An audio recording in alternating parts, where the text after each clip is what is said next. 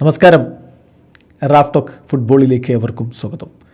Neymar ജൂനിയറുടെ മടങ്ങിയ വരവിനായി വളരെ ആകാംക്ഷയോടുകൂടി ആവേശത്തോടുകൂടി കാത്തിരിക്കുന്ന അദ്ദേഹത്തിൻ്റെ ആരാധകർക്ക് ഒരു ശുഭവാർത്ത. അദ്ദേഹത്തിൻ്റെ ബർത്ത്ഡേ ആണ്. ഇന്ന് തന്നെ ഈ ശുഭവാർത്ത പുറത്തേക്ക് വരുന്നു. നെയ്മർ ജൂനിയർ അടുത്ത മത്സരം കളിക്കും.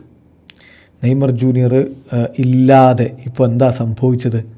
സാൻഡോസ് കളിച്ച നെയ്മർ ഇല്ലാതെ കളിച്ച 7 മത്സരങ്ങൾ അവർ പരാജയപ്പെടുന്നൊരു സ്ഥിതിവിശേഷമുണ്ടായി എന്ന് പറഞ്ഞാൽ അവസാനത്തെ സാൻഡോസിൻ്റെ 7 മത്സരങ്ങൾ കൺസിക്യൂട്ടീവ് മാച്ചസിൽ ഒരു വിജയം പോലുമില്ല. ലെജൻഡ് നെയ്മർ അടുത്ത മത്സരത്തിൽ കളിക്കും, നൊറേസ്റ്റയ്ക്കെതിരെയുള്ള അടുത്ത മത്സരത്തിൽ കളിക്കും എന്നാണ് ഇപ്പോൾ ബ്രസീലിയൻ മാധ്യമങ്ങൾ റിപ്പോർട്ട് ചെയ്യുന്നത്. ഈ കളി എന്ന് പറഞ്ഞാൽ ഫെബ്രുവരി 8-നാണ്, അതായത് ഞായറാഴ്ചയാണ്. നമുക്ക് ഇന്ത്യൻ സമയം പറയുമ്പോൾ ഫെബ്രുവരി 9-ന് പുലർച്ചെ 12:30-നാണ് നൊറേസ്റ്റയ്ക്കെതിരെയുള്ള സാൻഡോസിൻ്റെ പുലിസ്റ്റ എയുടെ മത്സരം.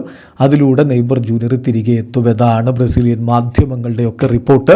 അപ്പോൾ അദ്ദേഹത്തിൻ്റെ സഹതാരം ഗാബിഗോൾ ഒരു കാര്യം കൺഫേം ചെയ്യുന്നുണ്ട്. നെയ്മർ തീർച്ചയായിട്ടും വളരെ ഇമ്പോർട്ടൻ്റ് ആയിട്ടുള്ള പ്ലെയറാണ് ടീമിന്.